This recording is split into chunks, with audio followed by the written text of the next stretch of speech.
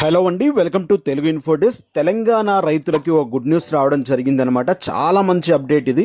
ఈ అప్డేట్ ఏంటో తెలుసుకుందాం. 4 ఎకరాల పైన ఉన్న ప్రతి ఒక్క రైతుకు శుభవార్త చెప్పడం జరిగిందనమాట. రేవంత్ రెడ్డి సర్కారునిది.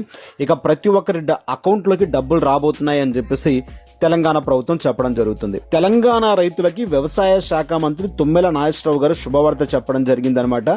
రైతు భరోసా పథకం కింద పెట్టుబడి సహాయం త్వరలో 4 ఎకరాలు లేదా అంతకంటే ఎక్కువ భూమి ఉన్న రైతుల ఖాతాల్లోకి డబ్బులు జమ కానుంది అని చెప్పడం జరుగుతుంది. ఆర్థిక ఇబ్బందులు ఉన్న రైతుల సంక్షేమానికి ప్రభుత్వం కట్టుబడి ఉంటుందని చెప్పేసి తెలియజేస్తున్నారు. అంతేకాదు తడిసిన ధాన్యాన్ని కూడా తాను కొనుగోలు చేస్తామని చెప్పేసి కూడా హామీ ఇవ్వడం జరుగుతుంది. ఆయిల్ ఫామ్ సాగును ప్రోత్సహించడానికి ప్రభుత్వం సిద్ధంగా ఉందని చెప్పేసి చెప్పడం జరుగుతుంది. అంటే మొత్తానికి 4 ఎకరాలు ఉన్నా కూడా రైతులకి రైతు భరోసా అనేది అందుతుంది అని చెప్పేసి స్పష్టంగా మనకు అప్డేట్ రావడం జరుగుతుంది. ఇప్పటి వరకు 3.5 ఎకరాల వరకు భూమి కలిగిన వారికి మాత్రమే పెట్టుబడి సహాయం అందిస్తూ వచ్చారనమాట. మరో 10 రోజుల్లో 4 ఎకరాలు లేదా అంతకంటే ఎక్కువ భూమి ఉన్న రైతుల ఖాతాల్లో కూడా నిధులు జమ చేస్తామని చెప్పేసి మంత్రి గారు చెప్పడం జరుగుతుంది. ఆర్థిక సమస్యలు ఉన్నప్పటికీ, అంటే తెలంగాణలో ఆర్థిక సమస్యలు ఉన్నప్పటికీ రైతు సంక్షేమానికి ప్రభుత్వం కట్టుబడి ఉంటుంది అని చెప్పేసి ఆయన స్పష్టంగా చెప్పడం జరుగుతుందన్నమాట.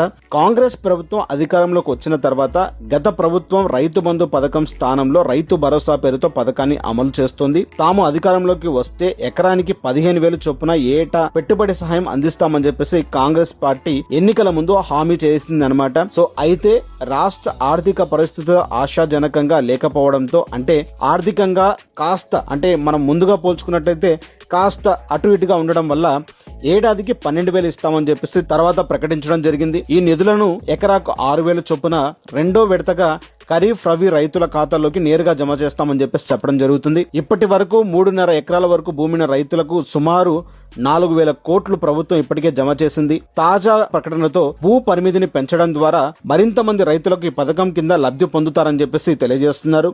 అయితే దాదాపు 4 ఎకరాల నుంచి 10 ఎకరాల లోపు భూమి ఉన్నటువంటి రైతులకి నిధులు జమ చేసే అవకాశం ఉన్నట్లుగా తెలుస్తుంది.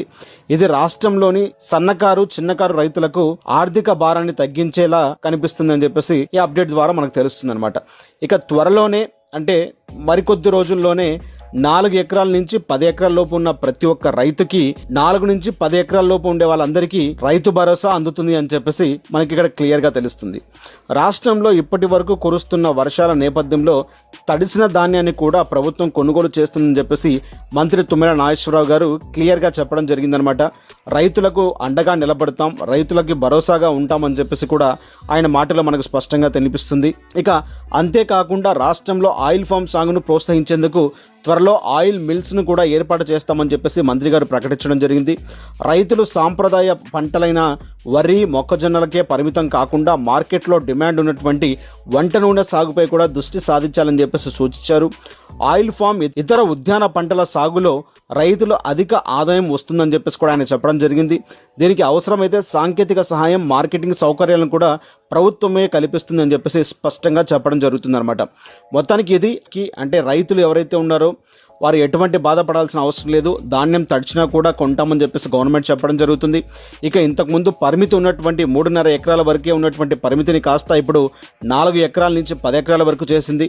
అంటే ఇక్కడ ప్రతి ఒక్కరికి డబ్బులు తీసుకునే అవకాశం ఉంటుందన్నమాట. ఏదైతే పథకం ఉందో, రైతు భరోసా పేరుతో నడుస్తున్నటువంటి పథకం ద్వారా ఇక్కడ ప్రతి ఒక్కరికి డబ్బులు అందే అవకాశం కనిపిస్తుంది అనమాట. ఇది అప్డేట్. ఈ అప్డేట్ నచ్చినట్టయితే వీడియోకి లైక్ చేయండి అండ్ ఛానల్ని సబ్స్క్రైబ్ చేయకపోతే సబ్స్క్రైబ్ చేయండి. ధన్యవాదాలు.